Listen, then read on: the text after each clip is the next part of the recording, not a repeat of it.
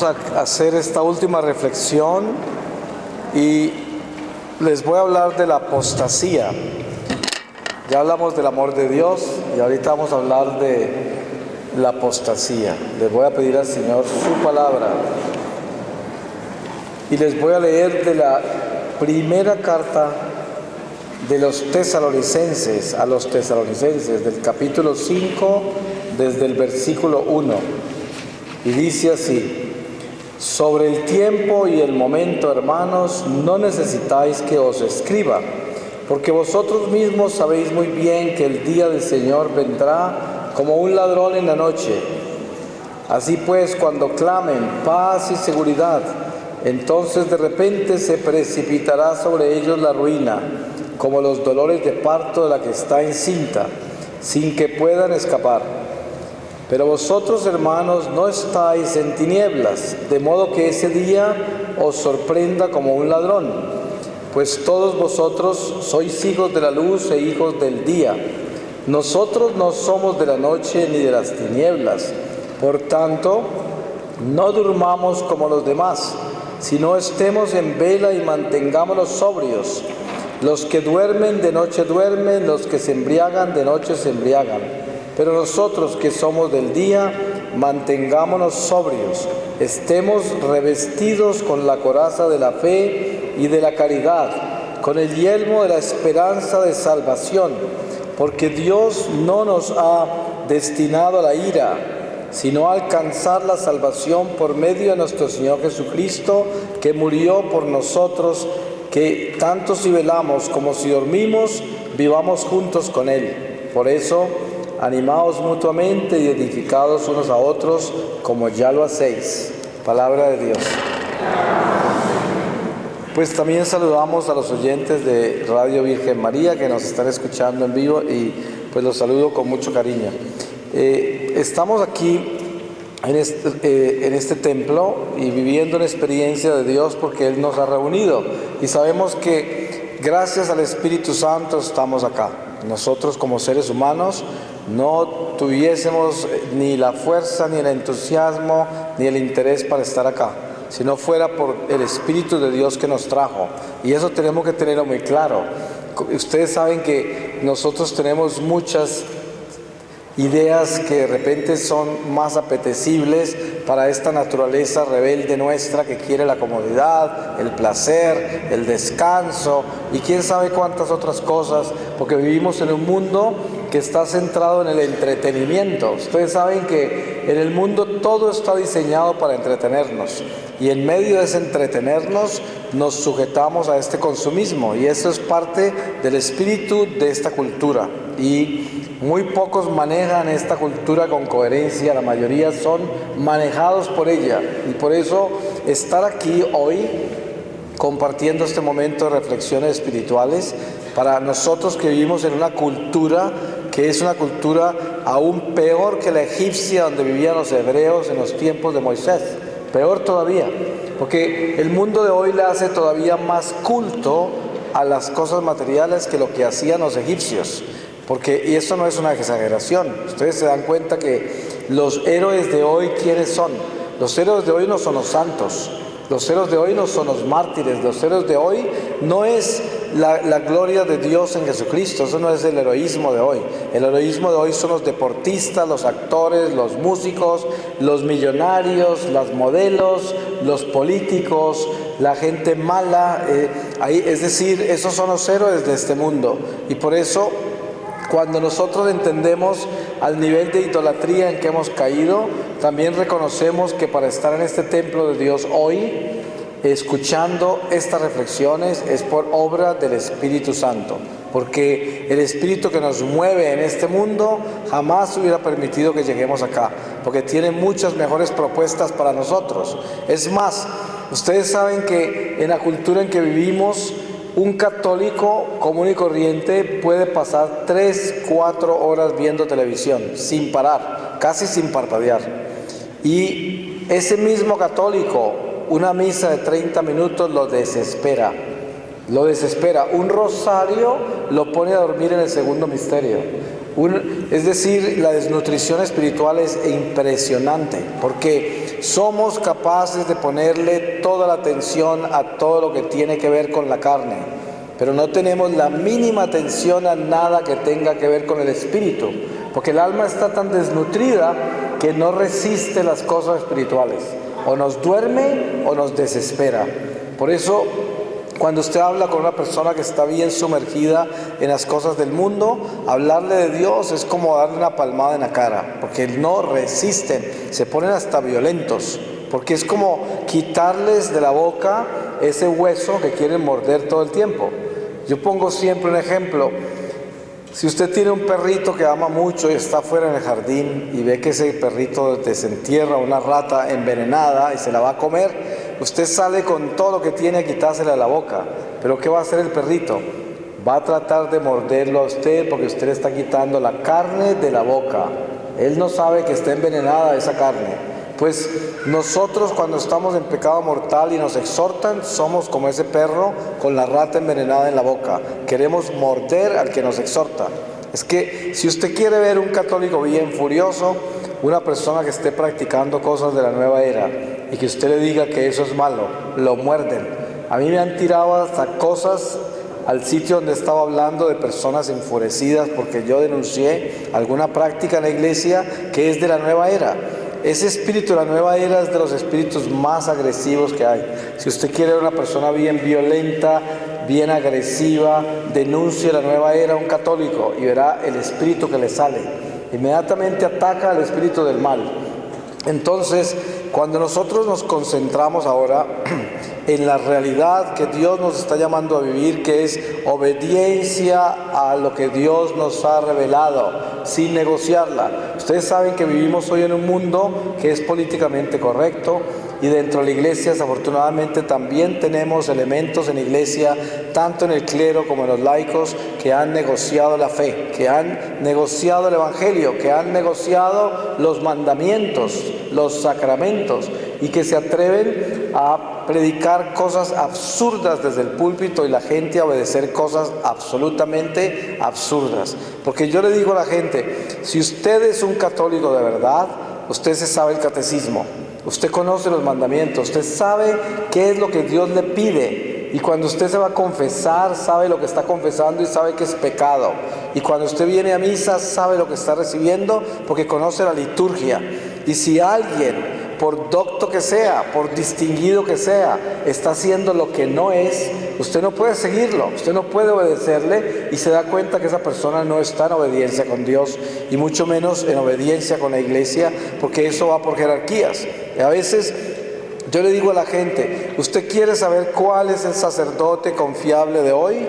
El sacerdote que está en obediencia al Santo Padre, que respeta a su obispo, que está en obediencia a las tradiciones de la iglesia, a la doctrina, a la sana doctrina.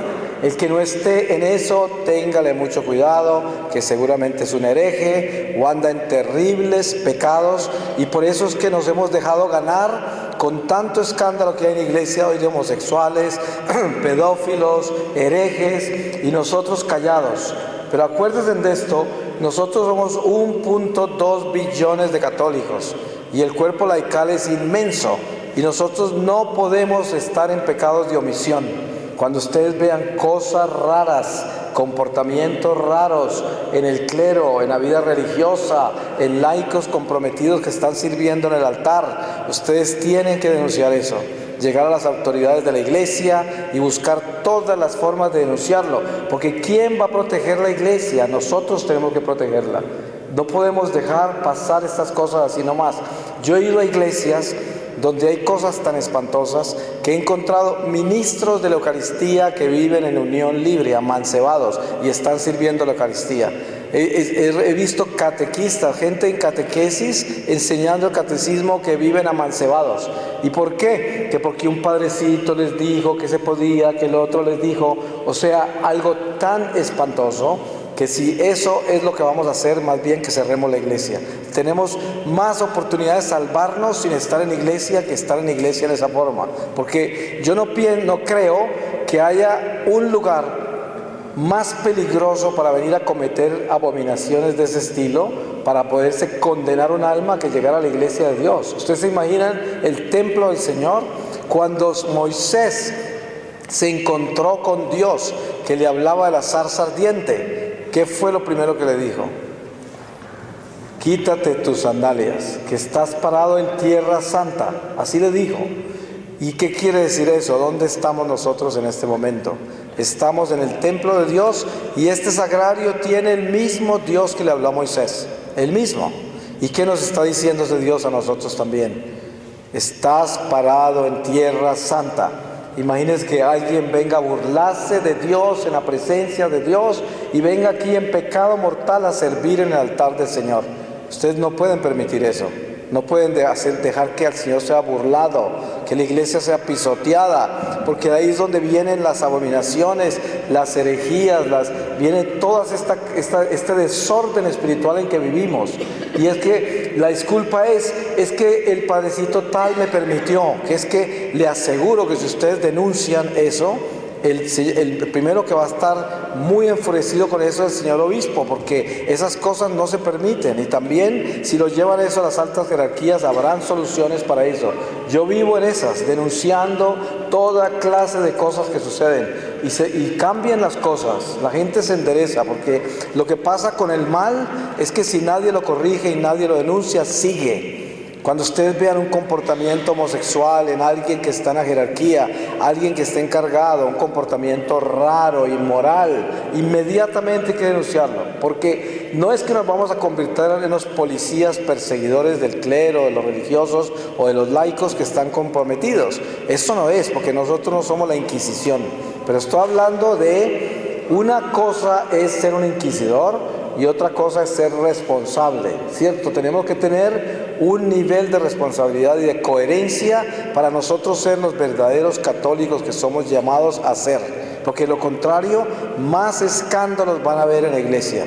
Yo le aseguro que todos los escándalos que tenemos hoy en la iglesia, ¿sabe por qué son? Culpa de la omisión de todo el pueblo de Dios en la iglesia. ¿Cuántas personas? Yo hice unas entrevistas para unos reportes que hicimos en Norteamérica cuando empezaron los escándalos del estado de Massachusetts por Boston, que hasta el señor cardenal le tocó renunciar y entró en quiebra toda la diócesis y tuvieron que vender cantidades de iglesias para poder pagar todas las denuncias por los pederastas que habían en esa área.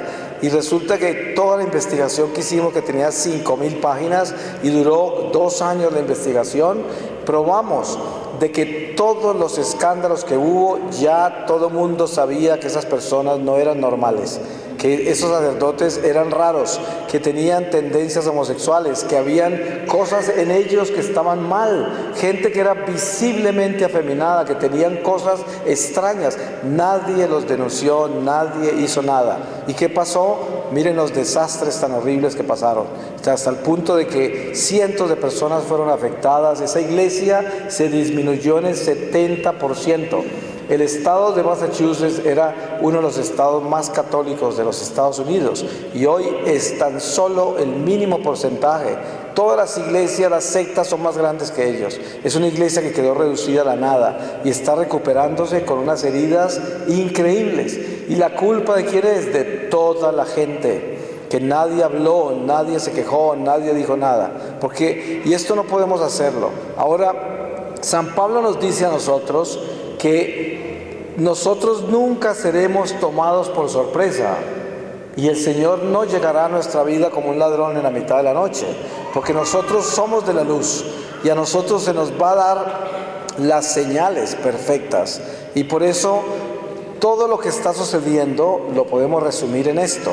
Las últimas señales que tendremos son la gran apostasía y también la conversión masiva de todos los judíos al catolicismo, que eso sucederá antes del regreso del Señor, porque los judíos que prepararon la encarnación del Señor prepararán la segunda venida.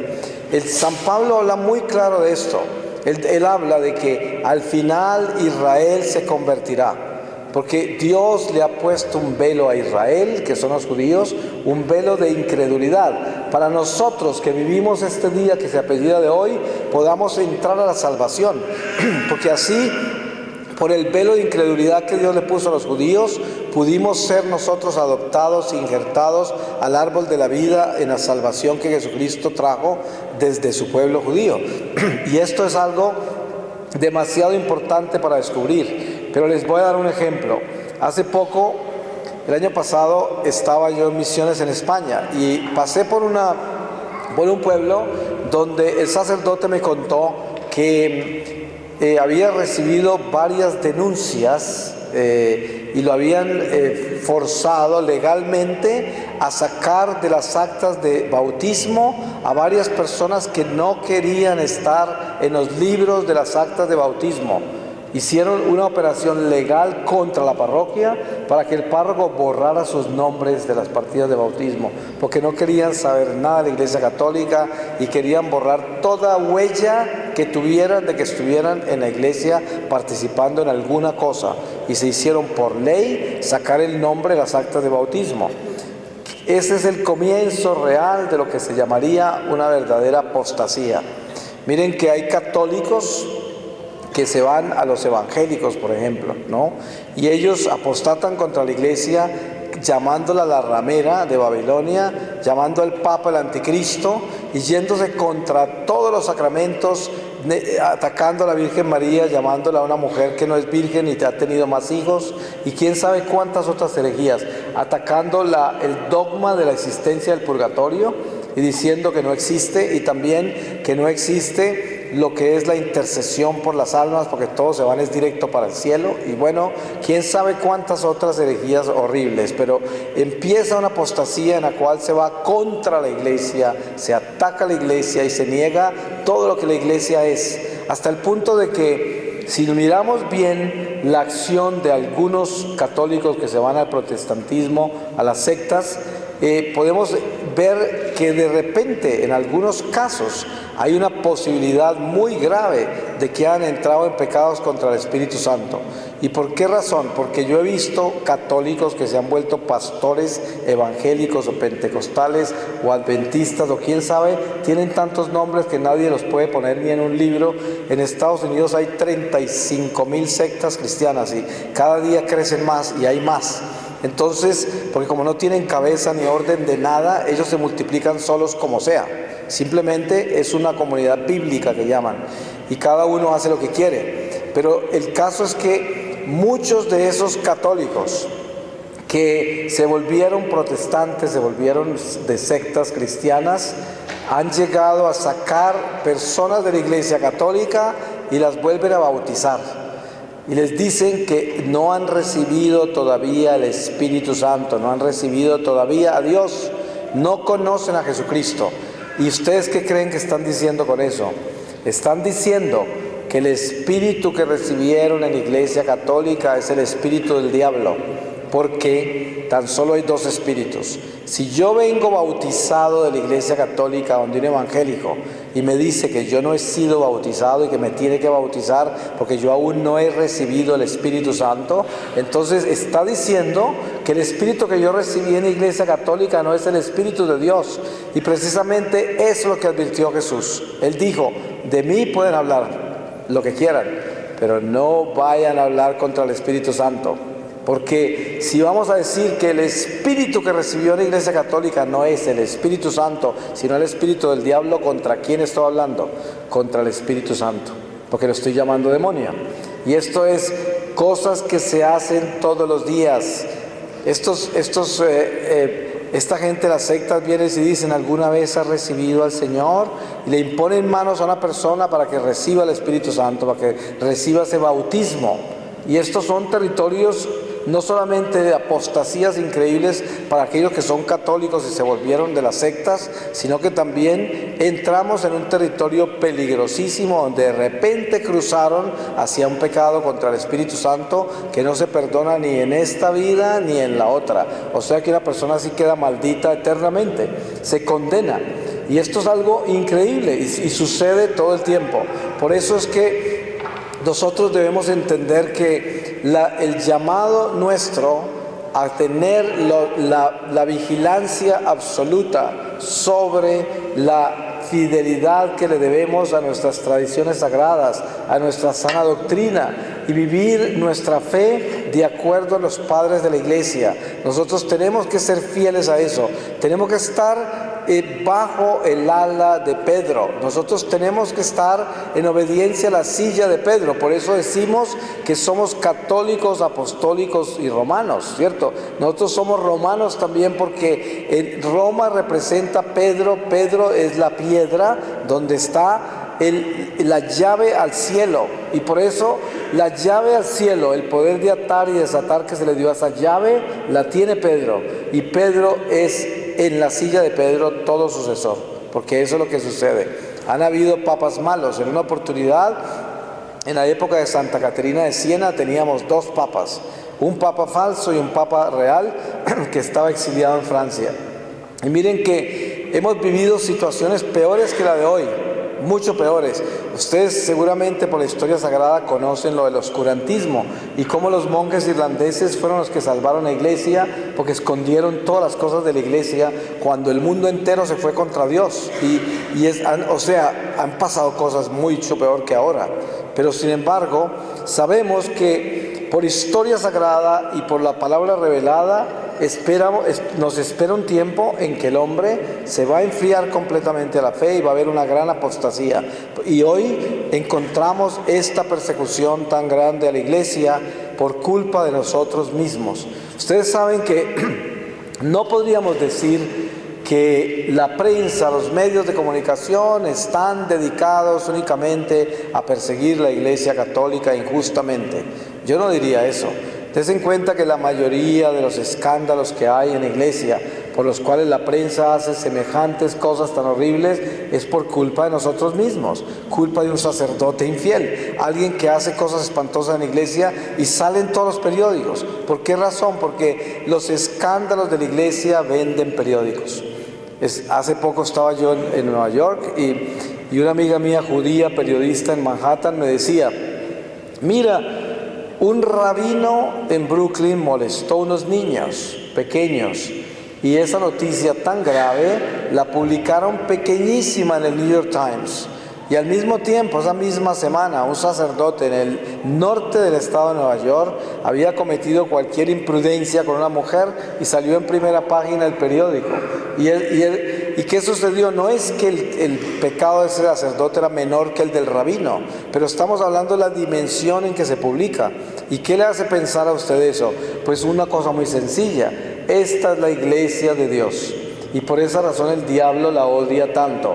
Y por eso cualquier error que cometamos nosotros va a salir así de grande. Nosotros tenemos que tener cuidado con el testimonio que damos. Pero lo más importante para nosotros es cuidarnos de lo que está pasando en la iglesia y ser vigilantes de lo que nos duele. Así como nosotros nos preocupamos tanto por nuestros hijos, por nuestros hermanos, por nuestros padres, nuestros amigos, debemos preocuparnos igual y aún con más celo por la iglesia de Dios. Y acordarnos de que somos tan parte de la iglesia, nosotros los laicos, como el clero, como los religiosos, como todas las personas que pertenecen a la iglesia. Todos nosotros vivimos un sacerdocio por el bautismo. Entonces, sacerdote, profeta y rey es el don bautismal. Y eso no podemos olvidarnos, somos piedras vivas del templo de Dios, absolutamente responsables de todo lo que sucede en la iglesia. Porque esta iglesia Dios nos la confió a todos nosotros y por lo tanto debemos tener estos ojos colocados en la salud espiritual de la iglesia, para que nosotros proveamos esa salud por intermedio de nuestro compromiso. Es muy importante que como familias nosotros nos vinculemos a nuestra parroquia y apoyemos a nuestro párroco y lo ayudemos. Muchos párrocos caen en problemas porque están solos, porque viven desamparados, que no tienen apoyo. Ustedes saben que en la vida diocesana no hay muchas vocaciones hoy y hay sacerdotes que están solitos, a veces hasta con 2 parroquias atienden, a 3, y ellos no tienen a nadie. Por eso es que se necesita que los apoyen y que los quieran, que los acompañen, que los ayuden a mantenerse, que no se vayan esos sacerdotes de repente a entretener con lo que no es, porque esa soledad a veces los lleva a hacer cosas que no son. Hay sacerdotes que naufragan en su soledad porque se prenden del internet, se prenden de la televisión, se prenden de lecturas que no deben y terminan mal, terminan perdiéndose. Por eso es que nosotros somos responsables de la parroquia y debemos adoptar a nuestro párroco y lo debemos amar y cuidar y apoyar, y entre más difícil sea el párroco, más lo debemos amar, más debemos orar por él, porque la costumbre del católico mediocre es que si el párroco no se porta bien conmigo, me voy para otra parroquia, sí, porque él tiene que atenderme a mí, nunca tiene tiempo para mí, y jamás se considera de que estos sacerdotes trabajan muy duro. ¿Ustedes se han dado cuenta la rutina que lleva un párroco? Esto es increíble, no tiene tiempo de nada. Estoy hablando de un párroco fiel, porque hay sacerdotes que son un desorden, que andan en desobediencia y andan por ahí tomando y con mujeres o de homosexuales o quién sabe de qué, y a veces detrás del dinero, y esos, yo no estoy hablando de esos, porque esos son la descendencia de Judas Iscariote, que siempre estará en la iglesia y que siendo una minoría hacen mucho escándalo. Pero la mayoría de los sacerdotes son buenos y los sacerdotes se enfrían como todos nosotros. Hay sacerdotes que pasan por un desierto y que están mal en la oración, que no tienen amor a la Eucaristía, que están como agotados con la gente y no tienen paciencia para atenderlos, y cosas de esas pasan y nos pasan en la vida de cada uno de nosotros, y no podemos esperar que esos sean de hierro y que no tengan y que no sientan nada, porque son seres humanos y tienen que pasar por situaciones críticas. Y por eso la gran apostasía es precisamente la señal más clara del ser humano ingrato que espera que la iglesia le haga todo y ellos no quieren hacer nada. Y de ahí sale la apostasía, porque termina apostatando contra su propia iglesia porque no le están dando lo que pide. Esa es una de las señales primeras, porque es soberbia humana, una soberbia increíble de que yo siempre voy a ser servido, no a servir. Y des en cuenta que la oportunidad más grande que podamos tener en la vida, la más grande de todas, es servirle al templo de Dios. No hay un honor más grande que ese, no hay una bendición más grande que esa. Les voy a poner un ejemplo.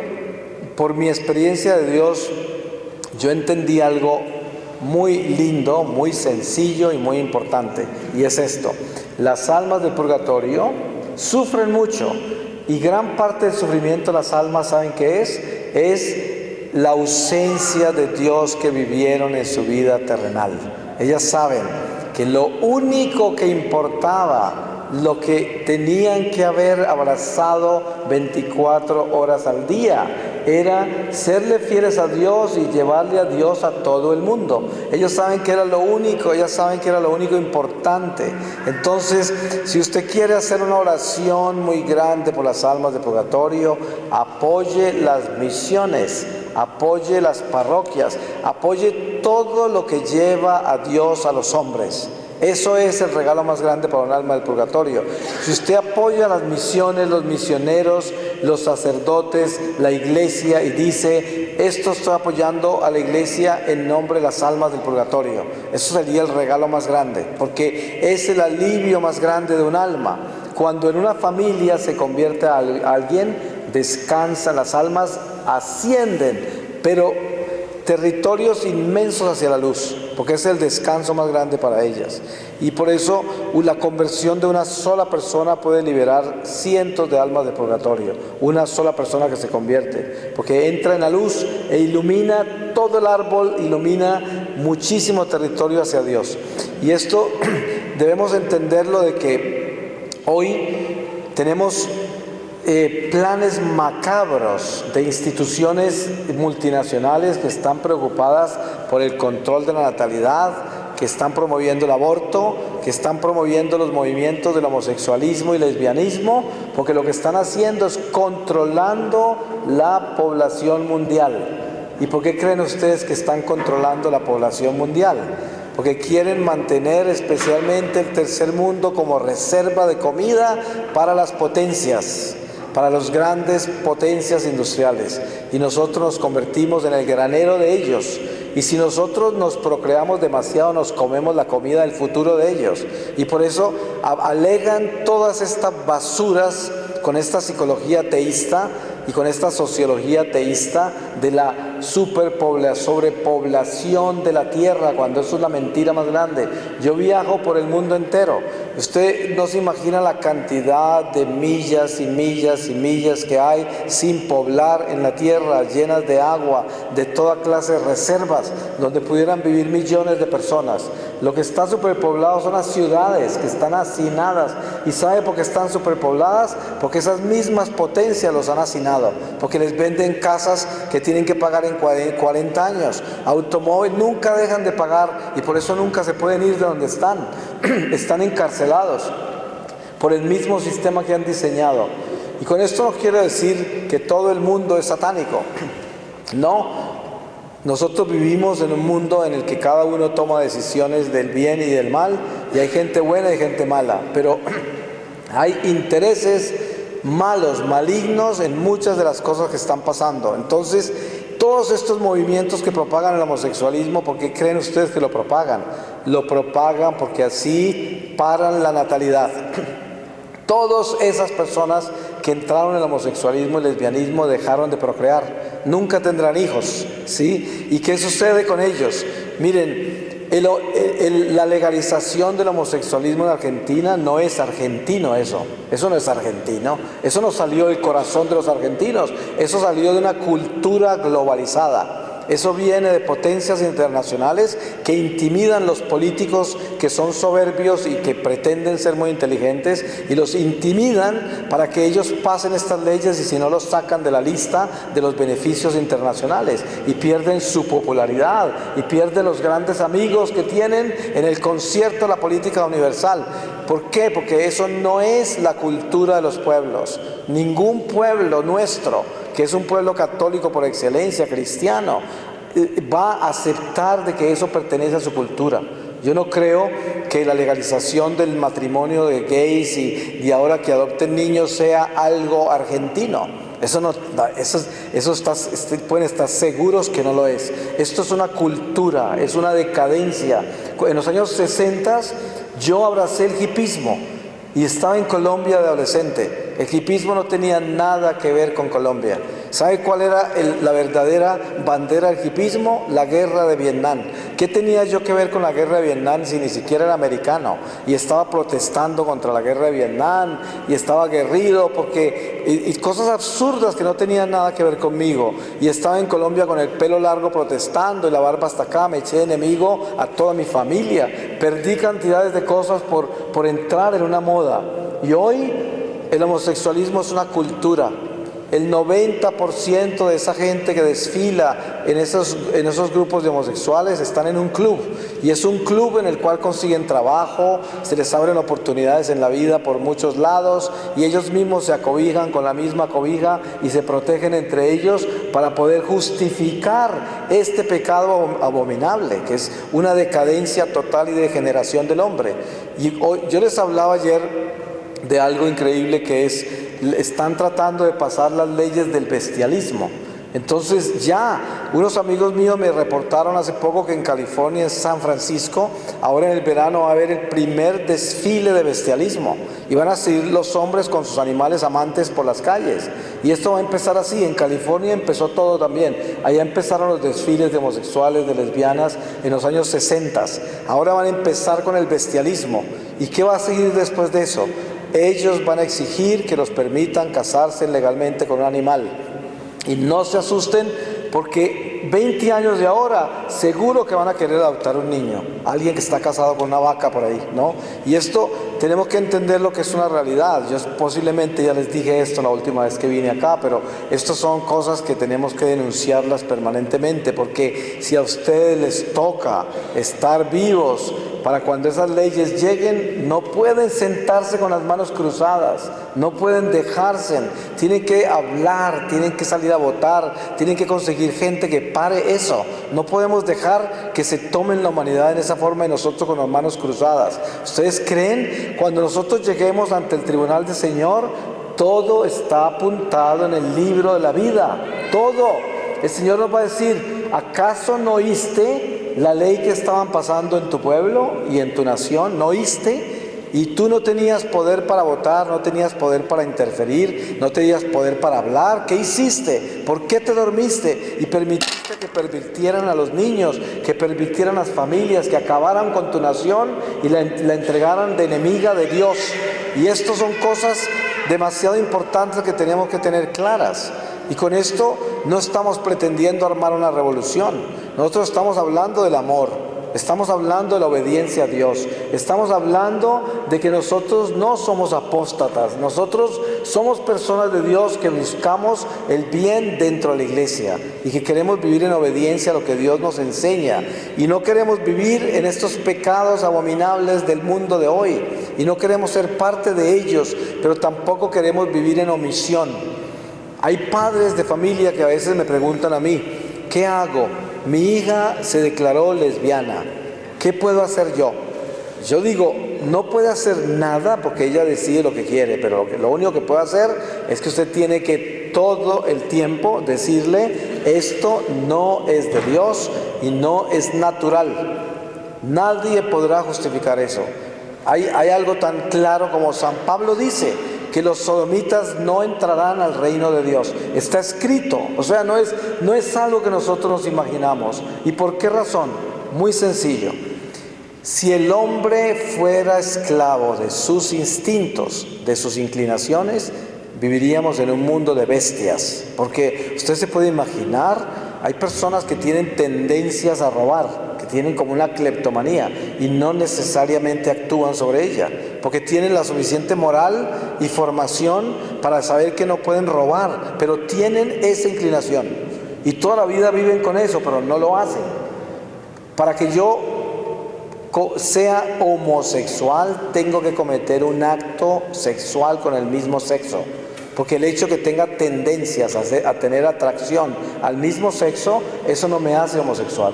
Yo conozco personas con las que he hablado de que me han ayudado a mí en foros sobre el homosexualismo, y un amigo que yo conocí en Boston, estuvimos participando en un foro sobre el homosexualismo y la fe, y me hablaba él, desde niño tuvo una atracción a los hombres, este hombre que ya tiene 60 años.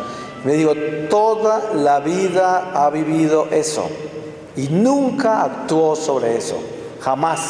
Por eso este hombre jamás ha sido un homosexual, pero sí ha tenido las tendencias al homosexualismo toda la vida, pero jamás actuó sobre eso. Y yo estaba enseñando allá algo que el Señor me mostró, y era esto, mostrándole a la gente que la masturbación es un acto homosexual, porque es tener sexo con el mismo sexo. El principio del homosexualismo comienza con la masturbación. Entonces, ¿qué sucede? Que la gente es tan ignorante de estas cosas que justifican unas cosas con la otra, con la psicología moderna. Y les voy a contar, si usted revisa los tratados de psicología del año 50, y usted mira qué están estudiando hoy en psicología en el año 2010, le aseguro que el 90 y pico % de los libros que usaron en el año 50 hoy ni los tocan. Y aquí hay psicólogos que podrían refutar esto o confirmarlo, ¿no es verdad? Tú que has estudiado psicología, es verdad. ¿Por qué? Porque la ciencia humana es algo que nosotros estamos presentando como una teoría y funciona muy bien, pero no podríamos establecerla como una ley moral. Yo no podría establecer que la psicología moderna ateísta hoy justifica el homosexualismo como algo natural y dice que una persona nació homosexual y para realizarse como ser humano tiene que actuar sexualmente sobre esa inclinación, que yo lo llamaría desviación más bien. ¿Por qué razón un hombre va a actuar sobre eso? Va a actuar. Si yo actuara sobre un instinto de violencia, por ejemplo, hay personas que desde pequeñas tienen un temperamento terrible y quisieran ahorcar a la gente por todas las claves, por todo, y no lo hacen, porque hablamos de, por ejemplo, San Francisco de Sales, se conoce como el santo de la paciencia, y era el hombre más impaciente de todos, porque encontraron sus uñas debajo de su escritorio, marcadas. ¿Quién sabe cuántas veces quiso ahorcar esas monjitas de la Visitación, que eran sus monjas? Y quién sabe cuántas otras cosas. Y esto es lo que nos purifica a nosotros. ¿Cuántas tendencias hay en cada uno de nosotros? Mire, hay personas que tienen esas tendencias zoofílicas, tienen atracción hacia animales, atracción, y nunca lo han hecho, porque los aterra. Dice, ¿cómo voy a hacer eso? Pero tengo eso en mí. Y no sé por qué, porque es algo que tengo un problema. A veces viene de antepasados, a veces quién sabe cuántas situaciones. En esto la psicología moderna nos podrá dar cantidades de reportes, y la psicología en general, y hay muchas formas de detectar las raíces, ¿cierto? Científicamente. Pero lo que quiero decir con esto es que uno no tiene que actuar sobre sus tendencias, no tiene por qué. Entonces jamás se podrá justificar el homosexualismo. Por eso yo digo, yo puedo denunciar el homosexualismo porque es el espíritu del mal, pero jamás podré juzgar al homosexual porque es un pecador. Y yo tengo que amarlo a él, porque el pecado del homosexualismo no es nada diferente con el pecado de otra naturaleza. Los pecados todos son graves, y pecado mortal es pecado mortal. Y por eso tan en problemas está un homosexual como una adúltera, es como un ladrón, como un mentiroso, como un envidioso, es como un violento. Están en el mismo problema con Dios. Así que no hay ninguna diferencia. Pero lo que sí tenemos que tener claro es que la ciencia humana hoy se ha convertido en la Biblia de la humanidad. Y hay personas católicas que le dan más poder a la ciencia humana que a Dios. Y por eso negocian la ley de Dios amparados en la ciencia humana, porque piensan que se tiene que actualizar la fe. ¿Se pueden imaginar algo más absurdo cuando Jesús mismo nos ha dicho que sus palabras no pasarán? Todo pasará, menos su palabra, porque sus palabras son eternas. Y por eso lo debemos tener muy claro. Y ustedes no se pueden imaginar la furia que hay en la gente con lo que yo estoy exponiendo, porque esto ataca los principios de masas de gente que está totalmente pervertida y que se unieron. Ustedes saben que la miseria busca compañía. Ustedes se imaginan, es decir, estas uniones y desfiles de gente que sale por la calle diciendo, soy homosexual, soy esto. ¿Ustedes creen que eso es normal? Es como si todos los heterosexuales salieron por la calle diciendo, soy heterosexual, ¿Qué tiene que ver eso con la gente? ¿Por qué razón voy yo a decir eso? ¿Por qué razón voy a desfilar eso? Es como si salieran todas las prostitutas a desfilar, somos prostitutas, queremos nuestros derechos. Eso es todo igual, ¿no? Porque no se trata de eso. Y hemos llegado a perder el norte de Dios en una forma tan increíble que justificamos esas acciones. Y entonces nos han, como dicen en el lenguaje criollo, nos han metido unos goles increíbles. Porque con eso han derrumbado la familia, han acabado con la moral, han tumbado el respeto a Dios completamente, y la gente lo considera natural. Y de ahí que nace la gran apostasía. En Madrid en estos días hay reportes de gays que violentaron las librerías que estaban vendiendo material de Juan Pablo II. Todo porque lo odian porque él denunció las actitudes de ellos y denunció lo que están viviendo, y no lo admitió, no lo aceptó nunca, porque aceptarlo sería aceptar que el evangelio está equivocado. ¿Cómo se va a poder apostatar en esa forma? ¿Cómo va a poder yo llegar a decir que se equivocó San Pablo, que se equivocaron los apóstoles, que Jesús habló únicamente para sus tiempos y que lo que dijo no sirve hoy? Sería horrible, ¿no? Y eso es lo que están pretendiendo que nosotros hagamos. Yo no puedo irme contra el evangelio, y pueden haber pasado las leyes que sean, y pueden decir que no puedo hablar de eso, pero si no hablo yo, hasta las piedras hablarán, porque eso es la verdad, no la puede tapar nadie, y nunca podemos dejar de decir la verdad. Ustedes se imaginan que le digan, mire, puede leer la Biblia y predicarla, pero no hable de la parte donde San Pablo condena a los sodomitas, porque eso es ilegal. ¿Usted dejaría de leer la Biblia entonces en público? Pues no. Si nos tocó entrar en el martirio, nos tocó, porque la verdad la tenemos que decir y tenemos que morir por ella. porque si algunos se van a comprar esa mentira, pues hay de ellos, porque yo prefiero que me condenen los seres humanos y no tener que enfrentarme yo al tribunal del Señor cuando no testifiqué por Él, porque eso es lo que Él dice: si no testificas ante los hombres en mi favor, yo no testificaré en presencia de los ángeles ante mi Padre por ti. Y esto es algo que lo debemos tener muy claro. Por eso la gran apostasía de la que estamos hablando es la gran hipocresía, porque es el hombre desobediente que no va a ser capaz de llevar a cabo todo esto, ¿cierto? Que no va a ser capaz de vivir en obediencia a Dios y que no va a ser capaz de defender la iglesia. Y esto tenemos que tenerlo claro. Nosotros tenemos que defender nuestra fe. ¿Quién va a proteger a las generaciones futuras? ¿Qué mundo les vamos a dejar si nadie defendió la verdad? Si nosotros nos vamos a quedar callados por miedo a que quién sabe qué nos pase, y entonces no va a haber fe, y la iglesia que les vamos a dejar, una iglesia desnutrida de mentirosos, de gente hipócrita que no es capaz de predicar el evangelio como está escrito, y vamos a empezar a tener Biblias como las de los testigos de Jehová, Biblias cambiadas, adaptadas de acuerdo a lo que alguien quiera predicar.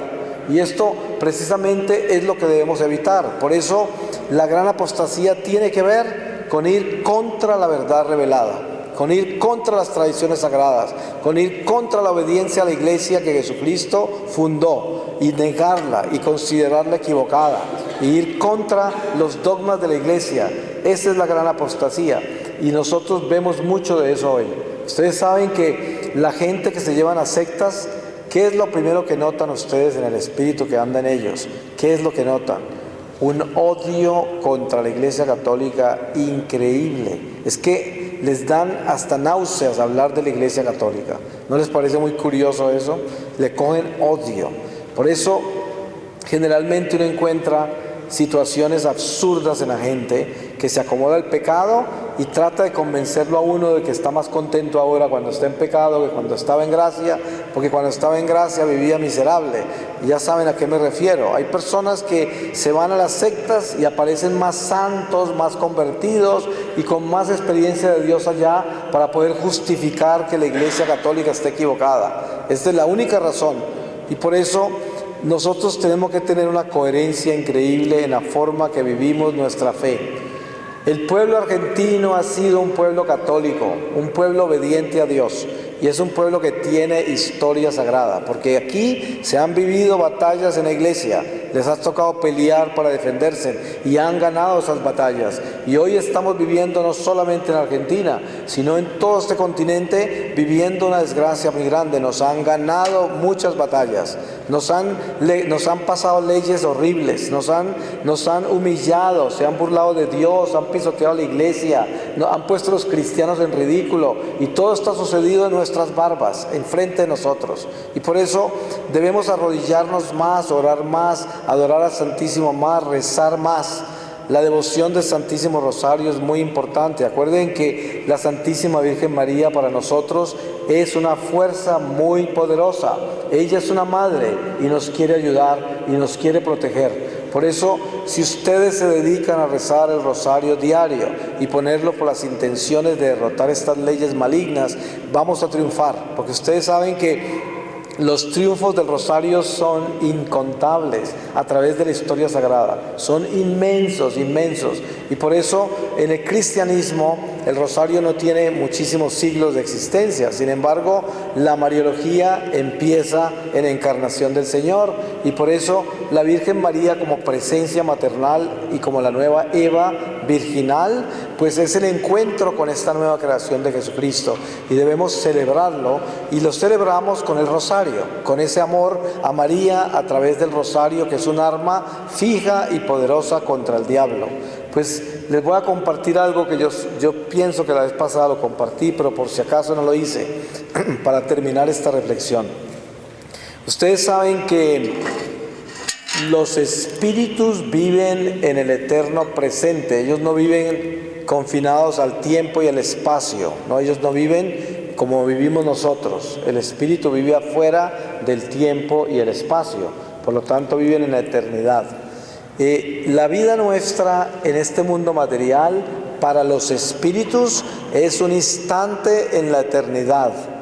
Y no es nada difícil para el espíritu del mal atacar nuestra vida y manipularla, porque es un instante apenas. Cuando usted tiene conciencia de eso ya, se da cuenta del poder que tiene la oración.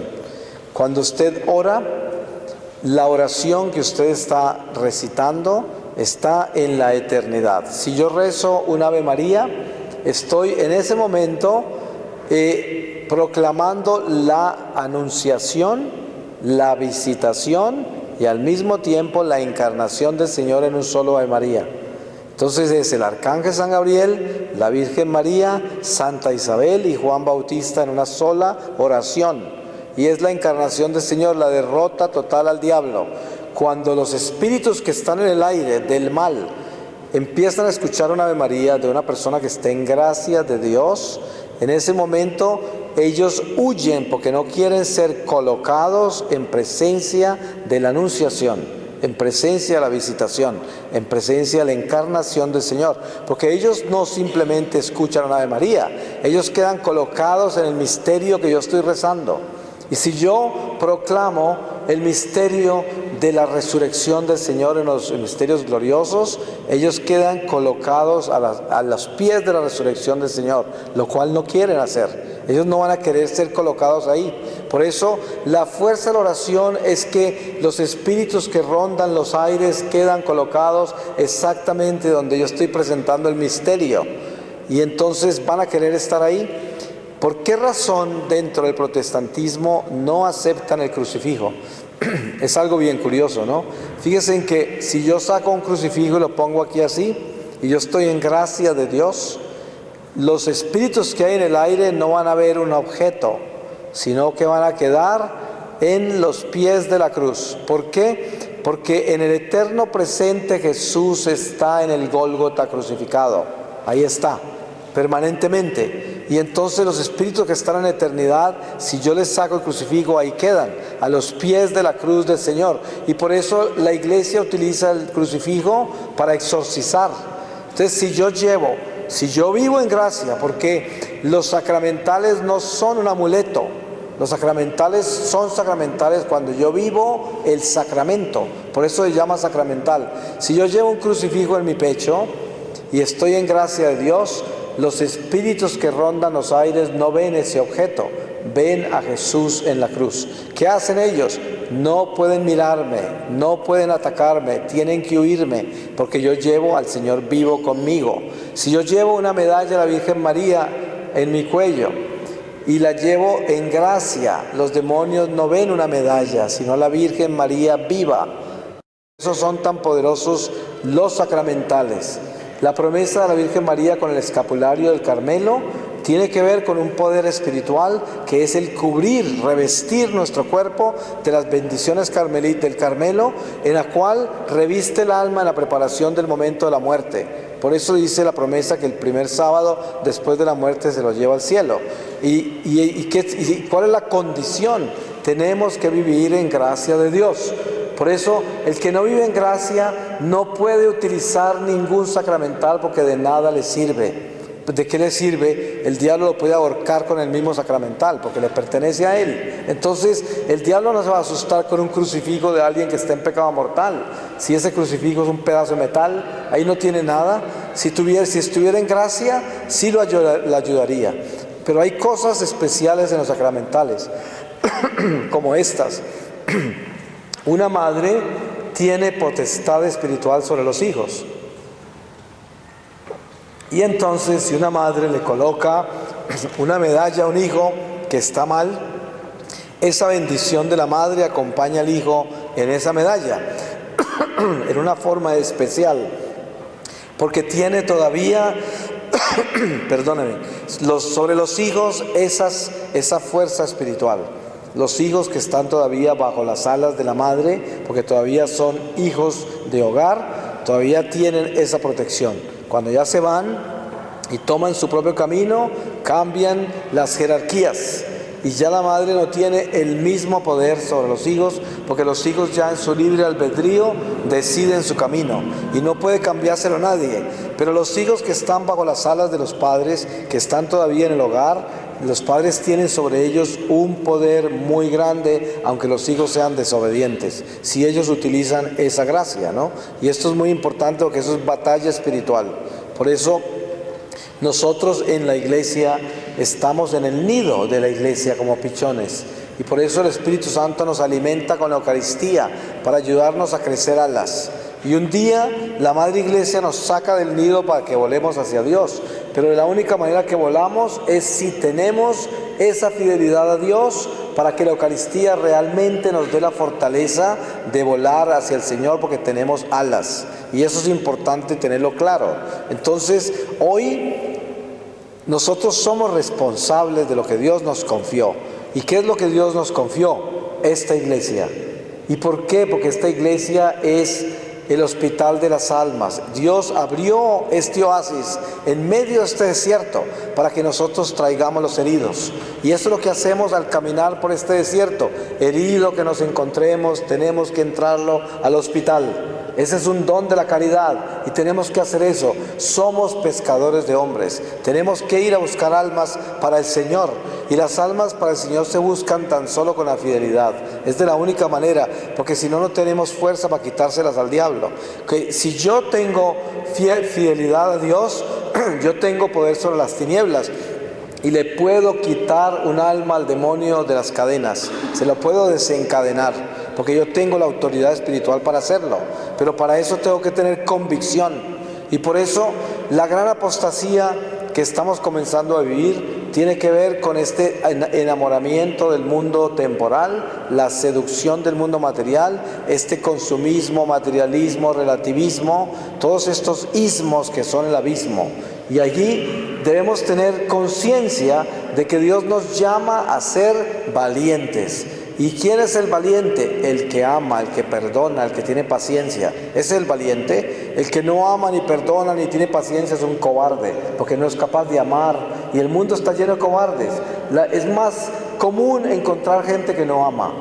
Pero la gente que ama es un tesoro del Señor, la gente que perdona, la gente que tiene paciencia y compasión. Son joyas que alumbran en medio de esta oscuridad. Pues le voy a pedir al Señor su palabra para terminar esta reflexión. Y la termino con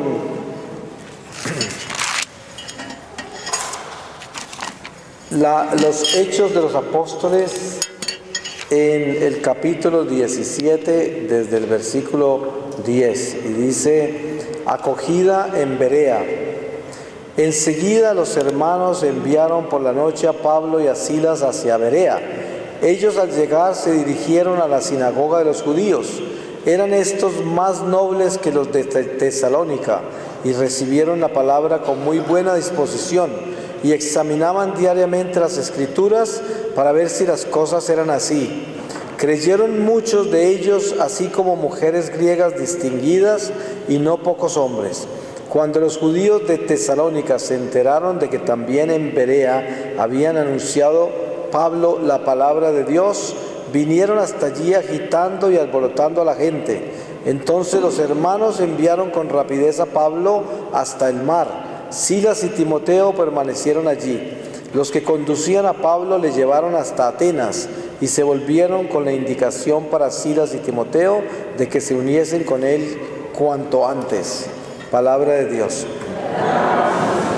Pues entre más conocemos de todos estos recorridos del Evangelio y las batallas, más nos invita el Señor a que hagamos lo mismo. Nosotros debemos vivir en una misión permanente. No todos son llamados a cruzar el océano llevando la palabra de Dios, pero sí somos llamados a vivir la misión que nos corresponde en el lugar donde vivimos, porque somos misioneros y debemos vivir permanentemente esa misión. Ese es el llamado de nosotros, y no hay cosa más hermosa que tener ese celo por llevarle a Dios a la gente. Es lo único que nos va a quedar al final de esta vida. Todas las veces que tuvimos esa fuerza para hablar de Dios, para llevarle a Dios a la gente, para aconsejar a la gente a que se convierta, para aconsejar a la gente a que tenga una decisión radical, que no tome decisiones mediocres, sino que se vaya del todo hacia el Señor. porque es el único abismo al que debemos lanzarnos sin miedo, lanzarnos a Él, porque ahí están las manos del Señor que nos amparará y solamente nos dará gracia y luz y fortaleza. Y por eso nunca debemos tener temor de ser obedientes a Dios. Hay muchas personas que tienen miedo de hacer eso porque piensan perder los amigos, perder el afecto humano de pronto, la seguridad económica y quién sabe cuántas cosas nos atan al pecado y lo justificamos por eso. Pero en realidad es mejor estar debajo de un puente sin nada que estar sin Dios, porque yo digo, cambiar a Dios por circunstancias humanas es algo tan absurdo como un pez pretender vivir afuera del agua, así de absurdo es. Entonces pidámosle al Señor que nos mantenga esta sabiduría en el corazón y sobre todo que nos dé ese espíritu de valentía que necesitamos para que podamos transformarnos, vivir una conversión radical y ser testigos de la luz para defender estas naciones del diablo, porque si no, nos va a llevar el diablo a todos, al paso que vamos, ¿no? Tenemos que despertarnos y no dejar que el demonio se siga robando más almas, porque ya nos ha quitado demasiadas. Y por eso tenemos que empezar a rescatar territorios para el Señor y sobre todo a pavimentarles a las generaciones que vienen una iglesia que esté transformándose, que se esté santificando, una iglesia que tenemos que limpiar todos nosotros juntos. Amén y gracias.